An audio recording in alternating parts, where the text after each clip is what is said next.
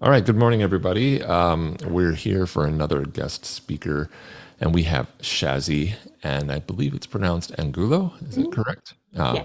Shazzy's here from WildBrain, and she's been at WildBrain Animation for 3 years now, where she's helped develop their specific Unreal Engine pipeline.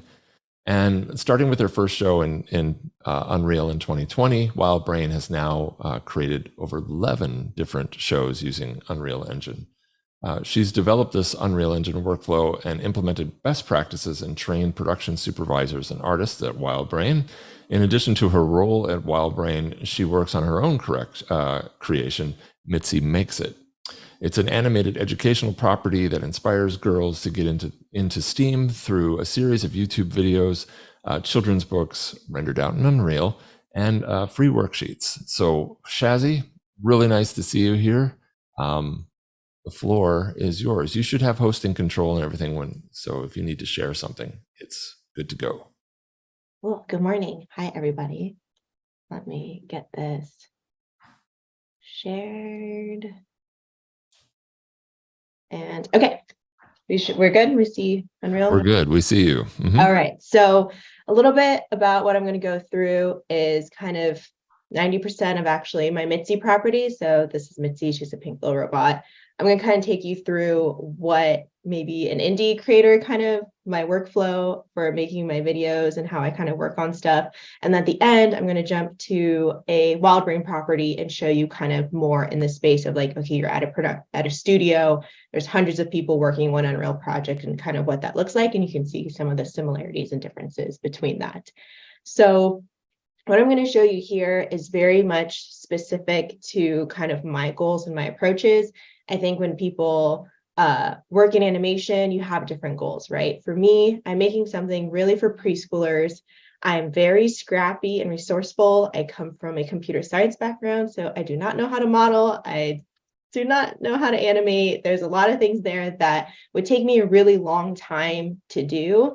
And my goal with Mitzi is to try to make kind of short YouTube videos as fast as possible and then release lesson plans that go with those and stuff that's kind of used in the classroom. So my approach is going to be maybe very different than someone who's super into like cinematography and that.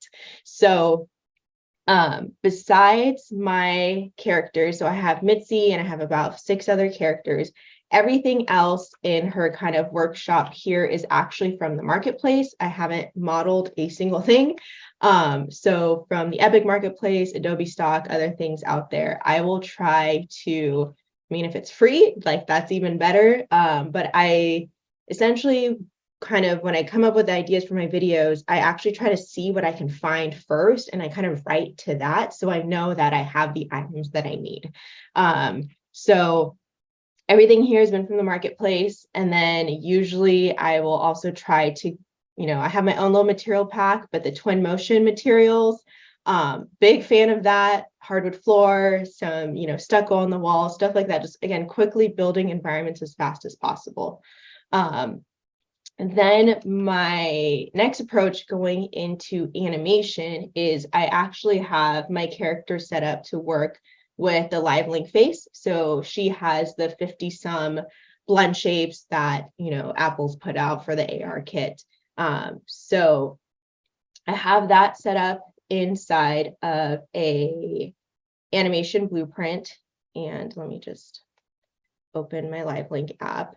So usually what I do is kind of and I'm sure through screen share and stuff like that, things are going to be a lot slower, but I have my phone here and you can see that I'm driving her. So usually what I do is I'll kind of have an idea for a video. It's usually going to be like back to school, Earth Day, like one of those things.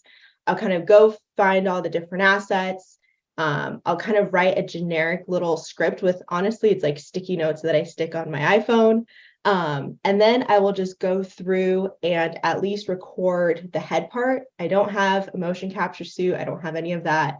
So I'll go into the body in a little bit. But what I do is I will pop open tape recorder. I will add Mitzi to here. And then usually I will add my microphone as well, so I can record both my audio and face in there. I'm going to quit my live link just so it's not slowing me down. So actually we'll just record a little thing and see what happens. Okay, so Performance looks pretty solid, Shazzy. So okay, good. So blah, blah, blah, record, talk, all that jazz. And then we'll hit stop. And usually I'll do just like a quick review of it, just to make sure that it's all okay. Hide the original. We have some audio there. I'm like, great, looks happy. Again, from a very scrappy perspective, I really just try to do one and move on to the next one. I know people who are going to be, much more on the side of like caring about performance and all of that. Like you could probably spend a lot longer doing this.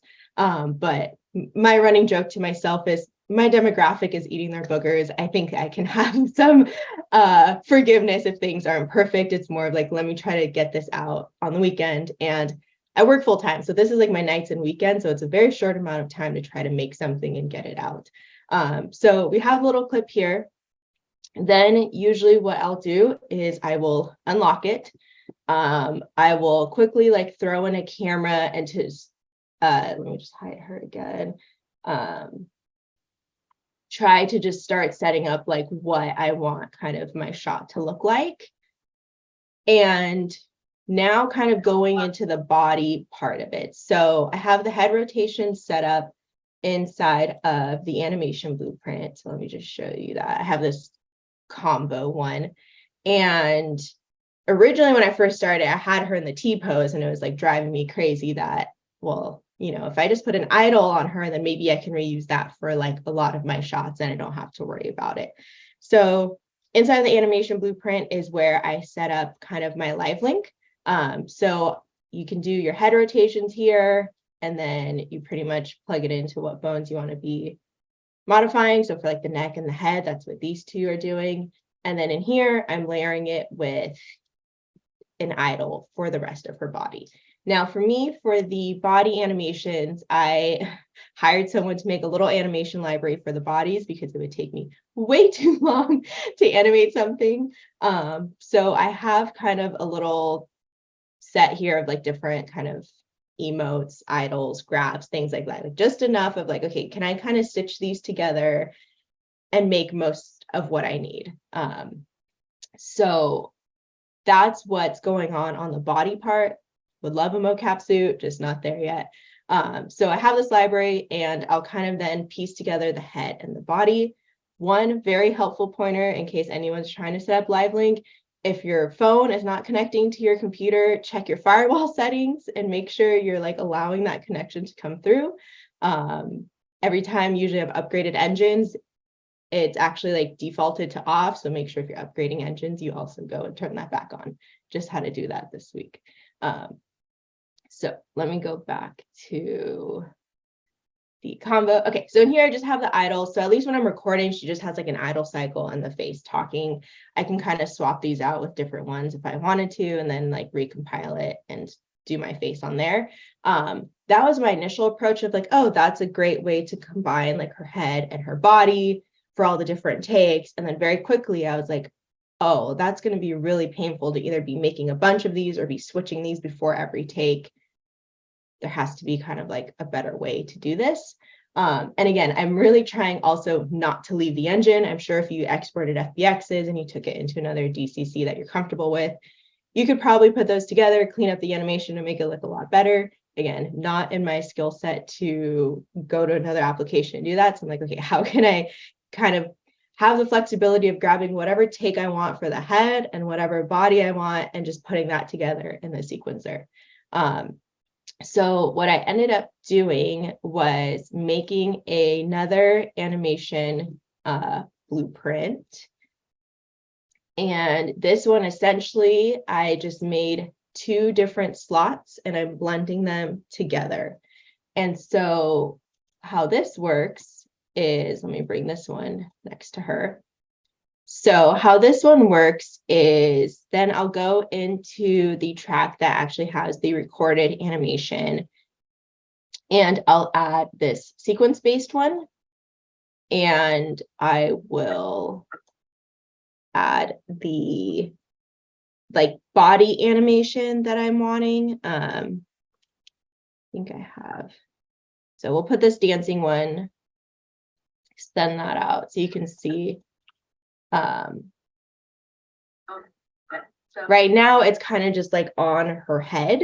And that is because if you right click and go to properties and they have these slot names, you can kind of assign. So what in that animation blueprint, you can assign that slot to specific like joints. So I've kind of split it up to the head and the body. So right now it's only the default is to apply it to the head. And then if we add, now we're going to add the animation from this clip, which has like me talking. And when you have the two together, you can see that's kind of trying to like merge them. So she's like kind of sleepy and talking. And if we switch this though to the head slot, you can see now, and I know the naming might be a little backwards to some of you, the dancing is going to happen on the neck down. And then what I just recorded through the take recorder is going to be on the head up. And let me put my camera so it's not out of focus. So this is like a really fast way for me to kind of take the head animation and then play with different body animation without having to mess with an animation blueprint. I can also kind of blend between different ones, which just makes it so much easier. Again, have to just change that head slot, but essentially you could make a variety of different slots for different parts if you really wanted to. So you can see now, like I can have what I recorded and have some body animation on there. And it's a lot faster for me to work this way to make my videos. And then I do have a kind of simple control rig for her. So again, if there's something again that's just off on the animation that's not quite working, I can layer that on top and, you know, move an arm, or if she needs to be holding something, I'll kind of like close her fingers, just little things like that to make it a little better without having to leave the engine. So I'll kind of set this up and then still organize them in different shots. Instead of, I won't do it in one, I'll always have just one camera for one shot. I also like to then kind of make a kind of like a sequence-based one. So I will usually kind of put all my different shots in here so I can kind of look through all the different ones. These aren't going to be linked to anything, but just so you can see. Put down here. So you could do, you know, you can kind of have them go through here so you can see kind of, hey, this is roughly what it's going to look like before you render it all out, right? You can kind of help trim some stuff so you're not rendering out extra frames. You can also, again, if you don't have like a super tight story, maybe you're just doing kind of a few different clips and stuff, this is also a nice way to kind of maybe like play with the order to see like, oh, that, you know, do I want to move this first, then move this over here? Does that play better? So I kind of do like a rough edit pass in here first. I'm not super concerned getting it like down to the exact frame, but just enough of like, okay, if I need to rename my shots when I'm rendering them out, I kind of have the rough order, making sure that it's not nothing weird happening with the camera between two shots, like anything that's distracting, they kind of hook up. So I don't have to wait for everything to render, put it in a different application, and then realize it doesn't go. So I usually like to kind of have this approach so I can organize stuff around and just see how it's playing. So after I have that set up, happy with the body, if there's other props in there, those I'll just kind of keyframe an engine. If there's other characters in there, so all the characters that I have are actually set up the same way with the same skeleton, which is also another optimization. So I can have an animation library made and it can apply to all of the characters all at once, which is really nice. Yeah, so obviously some stuff like around the dress and things like that might be a little bit different, but for the main animation, you can see that they have the same kind of similar libraries between them. Shazzy, we got Yeah. 2 questions that are coming in real quick. Sure. What's the name of your YouTube channel? Mitzi Makes It. Okay. And a lot of folks were like really interested in your animation blueprint for separating things up into slots. They want to know if you can just show that a little bit more. Yes.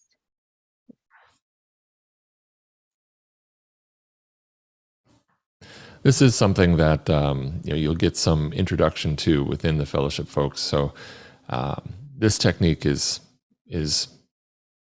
pretty essential, especially if you're trying to do something like this, where you have a pre-programmed set of actions and different body motions that you need to manipulate. Creating these works really, really well for that. Instead of having to rely specifically on a control rig, you can just throw an animation onto a body part. But go ahead, Shazzy. Yeah, so I will just click on each section, but it's just essentially I have a head slot and a default one. So default is what comes in the engine already. So whatever you assign to here. And then this node here.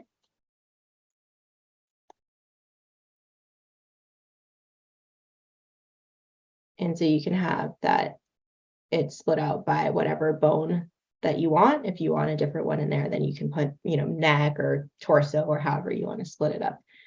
So that's fantastic. Folks, just so that you know, don't want to interject too much. This particular technique, we actually do and will cover something similar to this in Liz's class when she gives, which will be soon. And you'll learn how to do this and break things apart and blend using a layer blend node. So hang in there. You'll get you'll get the knowledge, I promise. One last question that's coming in. Do you let the body mocap drive the head movement, or do you enable the head movement tracking through the LiveLink app? Or do you use both approaches? Which do you think works best for your workflow? So I have the LiveLink head rotation coming through. Oh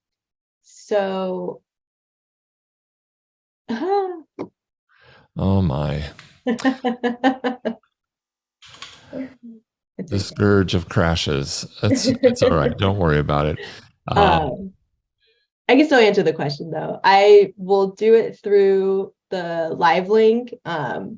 And in the animation blueprint, you can kind of add like a multiply if you want to kind of slow down the speed. I think the default was like the values that come in, you have to add an additional multiply to map it. And I think also it depends how you work. If I'm looking at myself on screen, so if I'm doing a zoom like this, I will switch the head so it's matching what I'm doing, because it'll be jarring for me if my head's going this way and then Mitzi's going the other way. But if you're just filming it, then you can switch it. So I do that often depending on like what I'm doing, if I'm recording for myself or if I'm doing a screen share, because I know some people will be like, well, your head's going that way. Why is she going that way? It's like, well, the selfie camera and all that stuff, it's the same way, but it can be confusing for some people.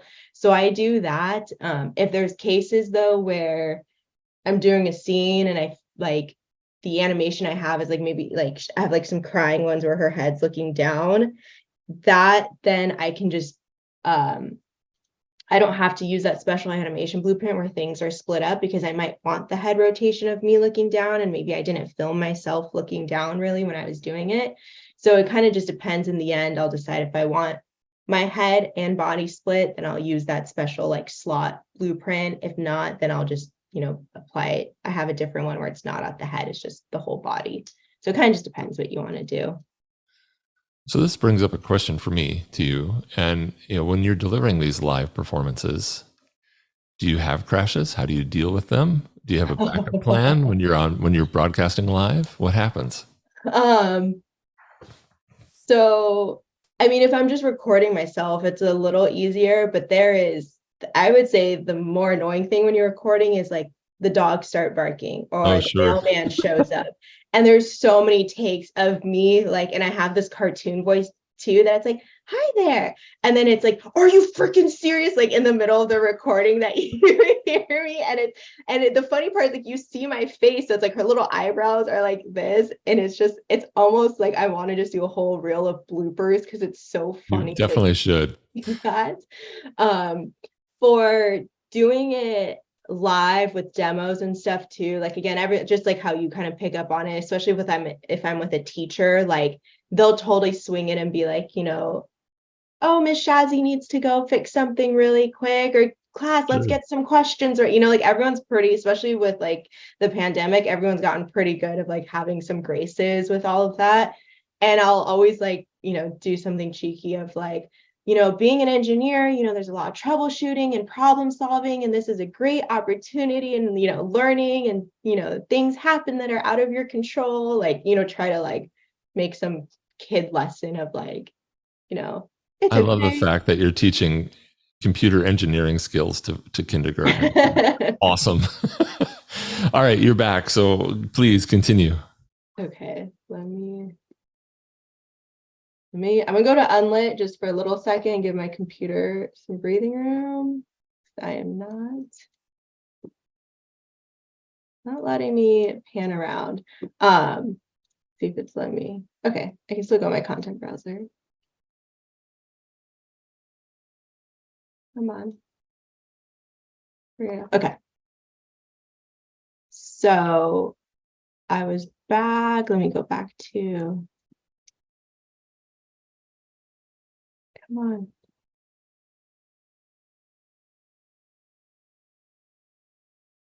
I'll get there in a second. Let's see.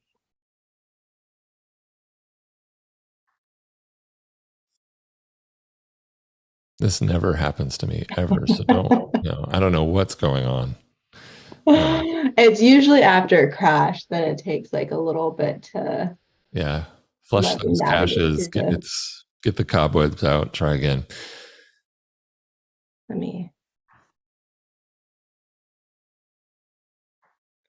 You're handling it like a champ, though. Don't worry. I'm gonna open up another one in the background just to see. Maybe I should update my driver. Maybe that's the problem. Everybody update your driver if it tells you to. Well, while we're waiting for this to load, there is a question. How does it look like? Let's see here. Question for Shazzy. How does it look like her TV show pitch package? In the case that there is one, I think the question that they're trying to ask is, for your pitch package, did you show exactly this, or did you have something a little more primitive for the pitch? I mean, this is all being done by you, and it's all being resourced by you. So you really didn't pitch this to anybody else, correct? No. Okay. So this is like everything I've done. It's been like 3 years now that I've worked on this. So there's other stuff potentially happening. But this is kind of everything that you see like online and everything I've done myself. I think because I've kind of started it, I think maybe the question might be like, if you have an idea that you want to do as a pitch and you haven't made anything, like, do you do stuff in Engine or present it that way? I think there's been some interesting things that I've gone through having this be an Engine already, which I know for some people who are maybe like on the development team and things like that aren't used to working with things like that. I think it's actually like a really interesting approach to be able to take your idea and, sometimes usually when you pitch things, you have like 2D drawings of it, right? Or you have references of like, oh, I want it to feel like this. But I think there's so much out there on the Epic Marketplace, Bridge, you can quickly, do different effects in Engine that I think you could really put together a feel of what your show would want to be, or an idea that you have in Engine very quickly. And I feel like that just brings so much more of like, you instantly know how it feels, right? Like I think seeing a 2D version of Mitzi, like, oh, it's bright colors, like probably seen something a lot, but seeing like, oh, it kind of feels, I mean, it looks like my office, but it's like, it kind of feels like real life, right? The proportions are there, She's actually smaller compared to her workshop, so it feels like an adult's workshop. There's hardwood floors, there's actual like, painted walls. Like it has kind of those real life elements. It's like you're shopping at IKEA in the kids department kind of, is the feel that you get. So I think like if you have an idea, and I think if you can bring it into Engine, I think that just helps it so much more. Like people, it's not left to the imagination of like what it's supposed to be, right? Like if you saw a 2D version, you're like, oh, it's going to be this super stylized show. Everything's going to have these fun shapes. Like, there's so much you can interpret there. So I think if you can bring your own ideas into there and really kind of show what you want to do, especially like basic lighting, like you can throw some effects in there. Like it just gives off so much more of like a feeling, I think. Yeah. There was a suggestion out there that for helping with the stability of the engine, I don't know what your scalability settings are at. Maybe if they're set on Epic or something like that, maybe lower those down, and perhaps it might help it be a little. We're gonna do that one when I show you the WildBrain project. Okay. On Epic, we'll go to high. What's this other one? All right. Fingers crossed. Hit it. I just like hear my computer like humming slowly at me in the background. It's groaning. Oh my gosh. What was your animation library that you created? Did you do this all in mocap, or did you keyframe it, or did you use some other tool? This was a question that was. I hired someone to make it for me. Like I said, my skills aren't there. I wish I could animate quickly. So I have these ones that are like really kind of custom to her. Now the other approach that I do, because again, like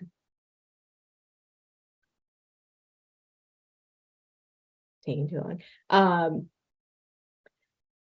The mocap libraries on the marketplace, that's another approach that I'll do. Again, like there's some things that are a lot harder with that because she's so small and her proportions aren't very human. So retargeting stuff onto her isn't the easiest. I have a few actually that I'll show you. So this is like a ninja backflip, right? Like her head is just like massive. But again, for me, it was like, okay, if I bring this into the sequencer and maybe I keyframe her going up and things like that, and it's a fast shot, like kids aren't really gonna like care too much about that. So, and then other things that I do also is like, there's the YouTube channel and there's that, and then there's like, okay, well, you also have to make stuff for all the social medias and all that. So usually I'll do kind of like, again, like what's a quick way to put content out is I can grab a lot of like fun poses from those. So sometimes I'll put all the characters and they're not actually animated, but they're in a pose. And then I'll do stuff with the camera because that's, again, a lot faster to do something with the camera, throw some music on there. You can do whatever edits you need like in the apps. So it's just, again, trying to find like what works best. Like this flossing one was actually retargeted pretty well. That's good. And then I'll just, again, just add the blend shapes here and just like put some quick keys so she has a smile. If I don't want to like be animating her face, if I want to just like throw this around and it's kind of posed out. So it's a mix. I've also done some of the stuff with Move AI when that came out with like the 2 iPhones and recording myself. And again, for kind of like, if I could remember to like hold my body to kind of like match her proportions, again, it works a lot better. But trying to, again, not have to edit too much to make things work. Again, she's so small. So if your character's more human-like, awesome. Like I would totally like browse the marketplace, grab mocap stuff from there. If you have like, there's a lot of awesome stuff there that helps you get really far. And then again, if you have a control rig for it, you can edit just on top of that as a starting point. So if you don't feel strong animating every frame, you can kind of bake those out and actually like see all the keys and then go in there and make tweaks. Or that's also just a helpful like learning way, especially for me. Like I know animators can look at a person like, oh, their fingers moving and their eyebrow went up and all this, but to me, it's like, when I bake out all those keys, I can see, oh, they moved this joint, and that makes that, like, it's a learning tool too, to kind of see how that's all done, which is really helpful as well. It's almost like you're acting as a producer director with Unreal than an animator. You're like Yeah. putting it into place, and yeah, it works great. So please continue. We have more questions, but I want you to make sure that you get through everything. Yes. Well, let's see. If it crashes again, then I'll switch to the WildBrain project. But we were here with let me put her back out. And currently on the clock, we have 20 minutes. So just so you know, to time yourself. Okay. So last we left here, slots are combined, everything, happy with this. I was kind of talking about, you can kind of make, like, if this is your shot, then you can kind of make a sequence-based one, link all your shots, review it, kind of do a first pass editorial in here. And the next step is rendering for me, which I'm sure you'll go through this plenty. But I'll usually have some render presets. So this render settings one, again, very kind of low settings. Again, for me, if there's a little bit of noise in the scene, it's fine. Like, I'm not passing a level of quality control, which again, when I go through the WildBrain stuff, very different story, right? It has to be very clean renders. There's an intense QC process and things like that. But as an indie creator, I'm like, there's a little bit of noise, looks like sparkles, it's fine. A kid's not gonna call that out. And if they do, great learning opportunity. So for me, kind of enough of, like, it feels kind of clean. I'll have some samples on my lights. In the post process, again, when I had those split up into like the real time and a light and a final, I'll kind of crank some settings up in there. So my lumen settings are a bit cleaner and things like that. And then when I was in 4, the ray tracing would be a bit cleaner that way too. So I'll try to get it clean. Obviously, if it's something super distracting on the character, like one of the characters has like a glitter dress, so usually below her chin will be super noisy, so I have to bump up the reflection samples and things like that. Like, I'll still try to get it clean, but I won't like do render after render after render trying to get a perfect one. So I'll render these out. Another thing, like Brian mentioned in the beginning, I did a kids book and I did render it all out of Unreal. So that was also another great way for like control rig and the mocap poses to just like, because it's just static, right? So you can have the poses, you can spend a little bit longer, do those at 4K render. I would kind of, that one I cared a lot more about getting the clean aliasing on the edges, because I was kind of doing an alpha and cutting it out and things like that. But that's another cool approach. Like, if you have your character in Engine, like, you can make animated content. But for me, like my children's books and all my lesson plans, I'll just take images out of here.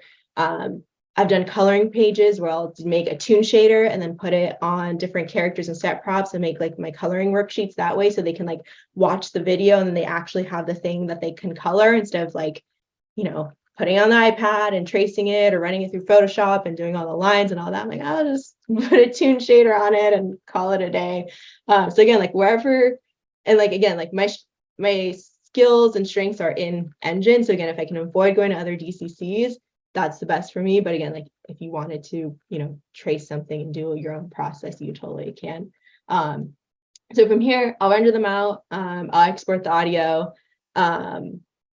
Usually I mute the audio in the sequencer and I manually export it after, or else during the render, like I just hear myself on loop as it's rendering over and over, which is like, I don't want to hear that anymore. I know I can mute my computer, but I'm usually like doing other things too. So I usually mute that in the sequencer and export it separately. And then for me, I'll bring that into Premiere and just kind of edit together, throw out some music and export it from there is kind of the last process. I don't really go, again, just because I'm trying to shrink the amount of time, very rarely am I going back and forth and like changing my cameras and doing that again. Like that last step in Engine of where I'm like kind of looking at all the shots together is kind of like my rough editorial pass, so I don't have to like re-render stuff. Given the renders are, 20 seconds a frame, max a minute a frame, right? Like they're so fast that if you need to change stuff, you can. But for me, I'm like, all right, have a Saturday. Like I need to get, from the recording to, like, my goal is usually from recording to having the thing on YouTube has to be done Saturday, Sunday, like Mhm. in one weekend. And usually I can do like a 4-minute video. During the week, I'll kind of plan out like, okay, here's my scenes. I'm gonna need these characters, all that. And then just in the weekend, it's like record, render, everything on the, and then usually Sunday, it's like, okay, let me edit it together. And if there's any re-renders or fixes, then I'll do that. So That's really crazy. tight, short, trying to get stuff out. Yeah, it wasn't too long ago that you could barely render a frame over a weekend. Now you're doing whole shows. It's just nuts. Yeah. Um, yeah, so that's again like kind of the indie creator, you have a lot more kind of freedom to try the new things. If it doesn't work, you know, you are the creative and you are the tech. So if you're having a technical problem, use it to change the camera angle, right? Like there's so many things that like when it's just you can make those choices, right? Now, like going and you're working with a big team where you have a director, an art director, you have department heads, all those people, you know, if you're having a tech problem, like, you know, say there's glass flickering to the side or something, so many times I'm like, can we just move the camera this way and just like not render the glass and call it a day? And, you know, but then that has to go to all the creatives. They have to make sure it doesn't affect the story point, all this kind of stuff. So it's like very different worlds, right? Like having a lot more control of the decisions, whereas usually for that, it's like, no, we need the glass. Now you're in engine, like doing all the technical troubleshooting. Is it this light? Is it the mesh? Is it effects in front of it? You know, you're going through that whole process, which is like really when you get into kind of the nuances of figuring out all the little magic toggles and console variables that fix everything. Yeah. But it's a very different process for sure. Thank you so much for coming. This has been amazing, very informative, and we really appreciate you. Yeah, for sure. Thanks for having me. And if anyone, I mean, I could talk about this all the time, but if you want to add me on LinkedIn or ask any questions, I'm happy to answer anything that we didn't get to. Friend her or ask for a friend request, and I'm sure she'll give you the thumbs up, and you can ask her anything she wants. So. All right. Well, we're going to switch over to that lovely graphic and we'll call it this recording a day. Thank you, Shazzy. Really Cool. appreciate it. Thank you. Bye, everybody.